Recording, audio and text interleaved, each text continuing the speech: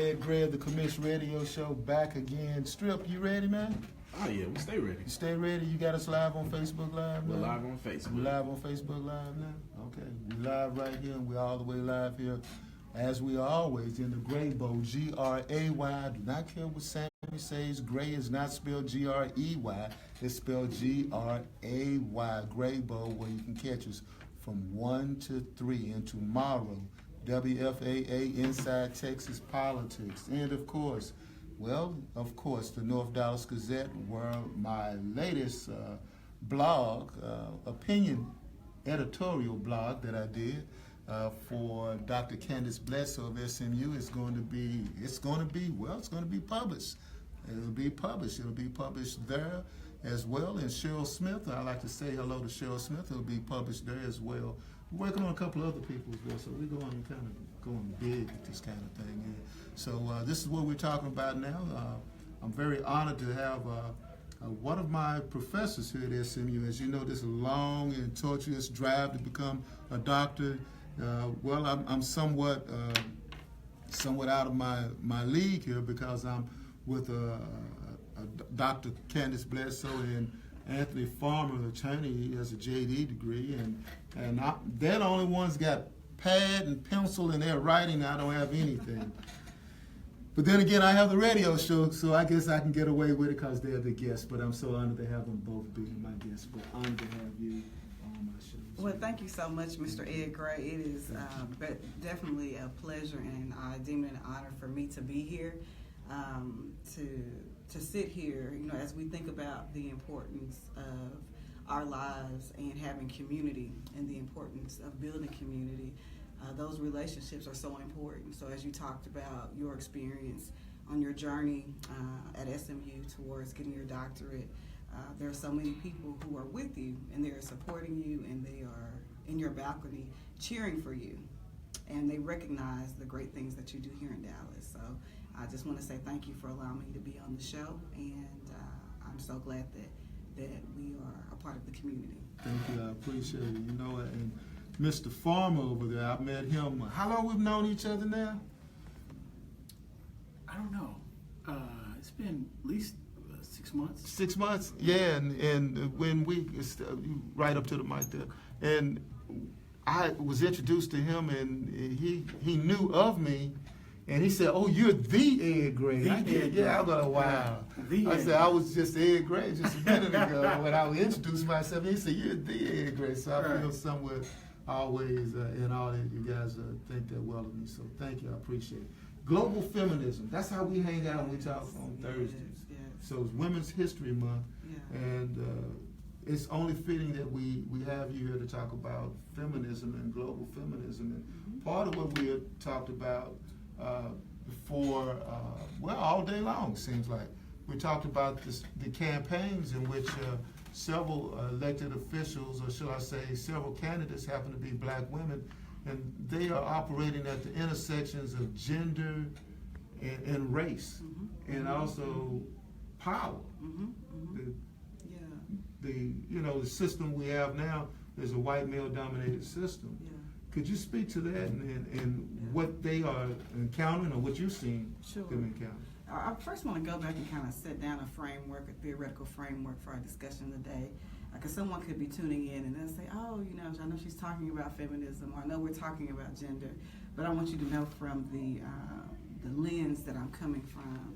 So, as a black woman in America, I can definitely say that as we think about marginalized communities, we definitely think about women. Women are susceptible to being discriminated in so many ways. But I want to make plain and make clear, and as we did at the beginning of my course, of my class, one of the reasons why we have something in front of that feminism is because we're talking about many times women of color who are disenfranchised or experience discrimination differently from the majority, from white women. So I want to make sure that I kind of lay that foundation as we talk about global feminism, and really global feminism is more of this intersection between feminism and womanism. So for women of color, as we think about feminists, right? We think about feminism mainstream feminism, it was not intersectional. In the history of the women's movement, women of color were often doing the heavy lifting, but generally they were not the face of the movement, nor did they have the power, in those particular movements. So much of my work is giving voice and sharing the stories of women of color and creating spaces and venues to support women of color, and not only women of color, but poor women, the LGBTQIA community, those who do not have this voice in the major feminist movement. I was asked to speak at Dallas Public Library last week about the Women's March, and I talked about it's a great thing whenever women can come together, because as you mentioned, the only way that you can come to life or be born is through a woman, right? So there are many things that we have in common, but as it relates to women of color, we do experience discrimination differently, and I would say that even as we think about the Women's March and the greater feminist movement, I would call for white women also to be there for women of color. The women of color, as it relates to males, we love the men that are in our lives, our fathers, our sons, and we know that they are treated differently through the criminal justice system. So those are things that are important to us. Reproductive justice and reproductive rights, most definitely. I don't want anybody telling me what to do with my body. But I would also add to that police brutality. That's a major thing, and that's not on the major feminist movement as a major issue. So many times people are asking, well, why is the Women's March not as diverse? When Trayvon Martin was killed, where were white women? Were they standing there supporting women of color? Poor women who cannot take off of work to join a march or walk on a march. Are you thinking about poor women who are working 2 and 3 jobs? Or is this an opportunity for you to feel good and to say, we're coming together in a sisterly way? And don't get me wrong, I am a women's rights activist. I am, that one, and I understand how we come together in our sisterhood. But predominantly my focus in my area is giving voice and telling the stories of women in other countries, in third world countries, who are experiencing life differently. I know that on the top of our feminist movement, the agenda is the pay wage gap or whatnot. And I know that white women make significantly less money than white men, but if we start breaking that down, you will find black women, Latino women make a lot less money than white women. So that's an issue. And as we look at women in third world countries, so reproductive justice is important to us here, but in third world countries, running water is justice. That's on the forefront. And many times those things get lost in the agenda for feminism. So it is not only a hope, but it is a part of my calling to celebrate women of color and to remind America about our struggles. And as you mentioned here, with examples in every system, we talk about systems in class, right? The criminal justice system, we talk about education, we talk about access to clean water, food justice, poverty, and even as we think about in every system, we find that a similar theme that is happening. Those who have access to power are winning, and those who don't have that access, or shall I say, who are at that intersection of like race, gender, class, they are being discriminated against. And this is not a new thing. But I think because of social media and platforms such as yourself, it gives us the opportunity to discuss these, I wouldn't say they're phenomenons, but these injustices that happen. And so they'll say, why is it that we have someone like a Bridget Whitmore who is going through what she went through in 2018?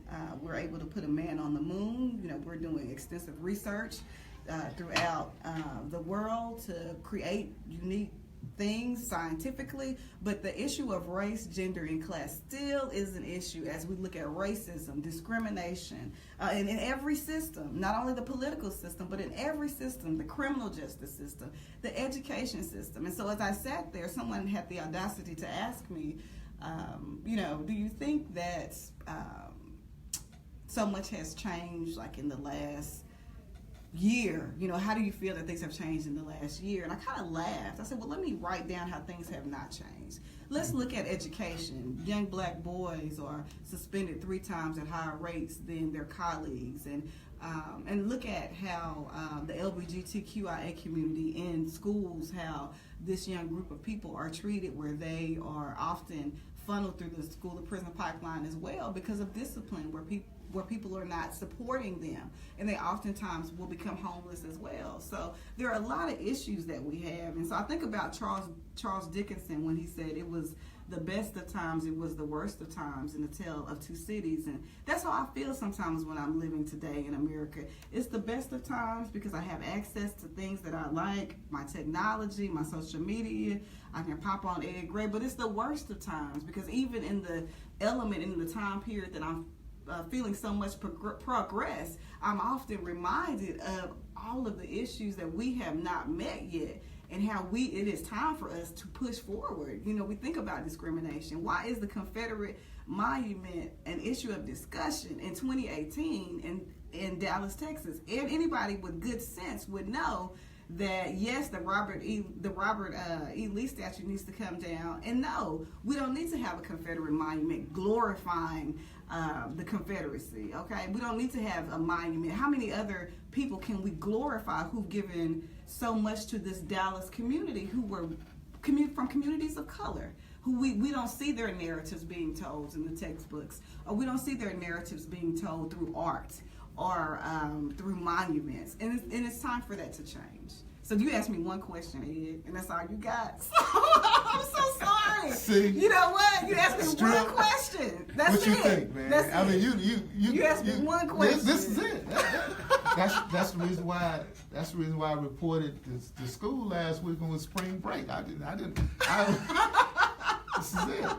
But what you just said was just profound in itself, And when we talk about, and Strip mentioned this, and we have a code word, Angela Davis. Yes. Now that's Angela Davis right there. Oh yeah. Yeah. Of course. So when we're talking about that's very powerful right there. I believe that the greatest challenge that we have when we're dealing with this intersectionality of gender and race is that we don't have as many brothers talking like you. Yeah. No, definitely. It's good we have you, and we happy and we celebrate that we have you. Yes. But if we had just as many brothers talking The like, sweet comfort of silence. that's what it The is. sweet comfort of You want to go ahead and silence. speak to that? I'm just saying, the sweet comfort of silence is easy to be quiet and not say anything. But we have to step outside of our comfort zone to make a change. If Dr. King never said anything, if Malcolm X never said anything, if Angela Davis never said anything, where would we be? Yes. And so I'm just glad. I'm glad you're doing what you're doing. Thank you so much for that. And let me respond, of course, to that statement that you just mentioned.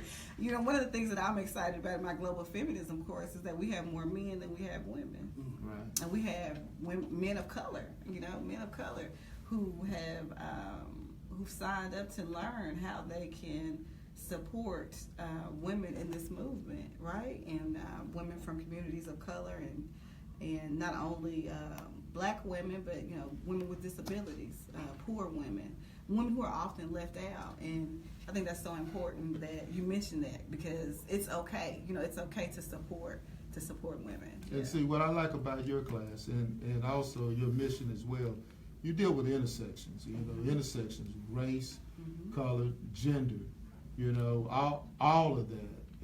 It means something, because when you mentioned about Trayvon Martin, and black women understood that. Yes. White women didn't understand. That's right. Yeah. And I had the conversation with my daughter, and to be a feminist and you're black, you take in consideration poverty. Yes, you You do. take in consideration your child may not come home when he's just driving down the street or walking down the street picking up Arizona iced tea and Skittles. That's right. And class has nothing to do with it, right? and class has nothing to do with it. You know, Right. we think if you get in a certain class, Right. that you get past that, or you don't have to worry about that. It doesn't matter. You know, even Dr. Bledsoe can be pulled over and say, "Oh, are you in the right neighborhood? I live right down the street." You know, yeah, but just because, so class doesn't have, it doesn't matter. You know, we think about, and I think there's this speech that we're given. You know, you do your job well, you make good grades in school, you treat everybody fairly, and you don't have to worry about anything. Right. And that is a speech that you can give to some people, but for communities of color, you can't. You have to train our young people how to navigate through this society. And you get the right job, you go to the right school, you get Right. SMU, Right. you have that little pony on the back of your car yes. and everything. And then if you're driving home late from class, one night you get pulled over by the Highland Park police Yeah. because they said, well, wait a minute, hold on, what kind of car is this? Yeah.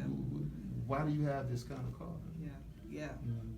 Those are the things that we face. One of the questions I've asked attorneys and judges, and I've asked judges these questions as well, do they have any concerns about police brutality or whether or not they get stopped by the police? You do? Personally, Yeah, personally. of course. I definitely have been stopped myself on several occasions, and I try to be as safe as possible because I want to make it home. I tell kids that attend church with me, and I've preached this at Stacey Williams Citizen Academy. She has a Citizens Academy, and she educates the community. She teaches them how to file lawsuits, etc. I was on a panel with other officers, and I said, when you get stopped, make sure your hands are on the wheel, put your hands outside of the car, because the biggest thing is you want to make it home. But me personally, as a big black man, somebody who is imposing and considered intimidating in society, we have to go the extra mile. I can't raise my voice. I can't act a certain way because it scares people.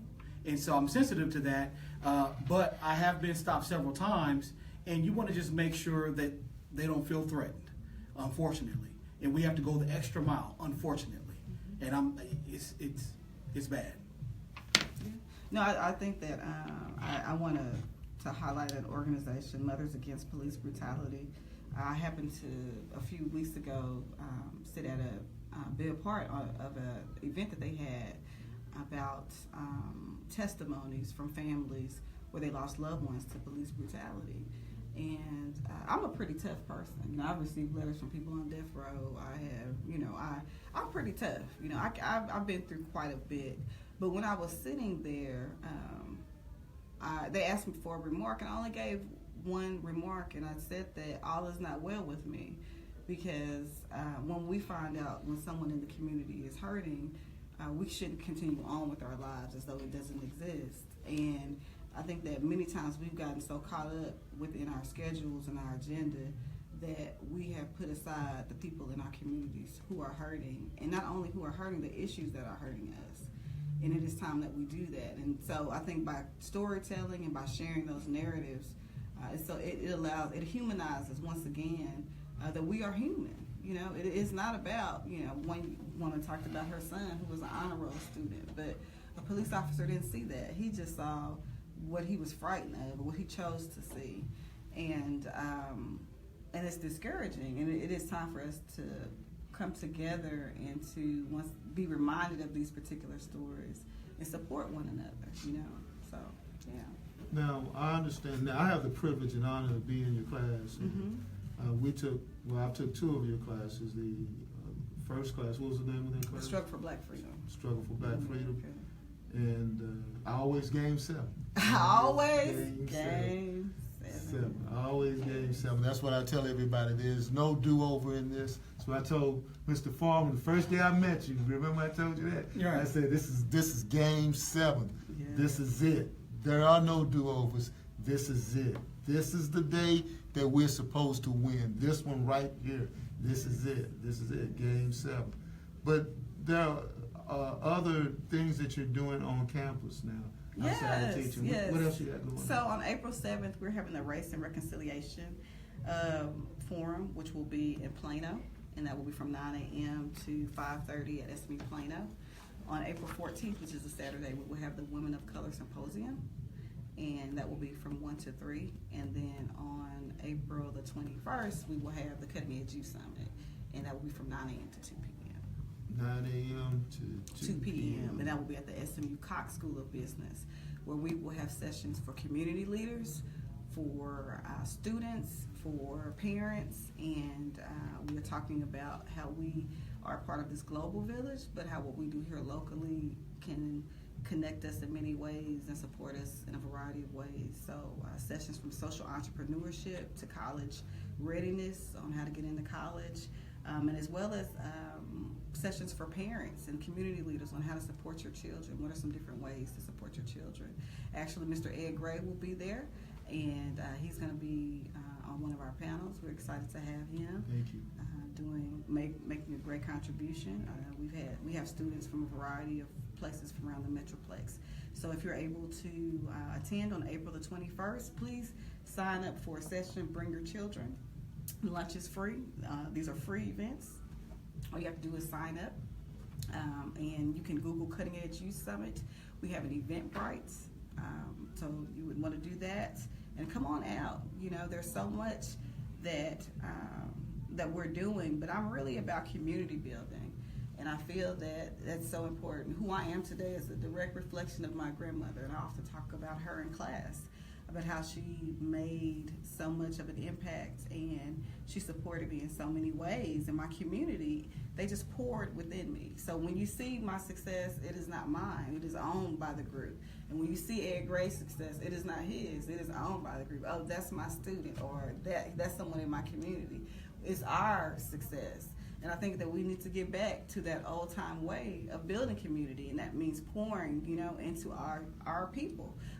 Dr. Michael Waters will be a keynote speaker for the Cutting Edge Youth Summit, and he's going to have some great things to say to our community, our young people. So once again, April 21st on Saturday, come on out and join us 9 a.m. to 2 p.m. at SMU Cox School of Business at the Crum Auditorium. All right, and you have things booked up April 21st, April 14th. Yes, the Women of Color Symposium, Women of Color Symposium. with Dr. Angela Ards, who was a professor at SMU, recently moved to Boston College, and she will be joining us, as well as Shay Youngblood, who is a phenomenal writer, very well known. They will be sharing with us about the stories of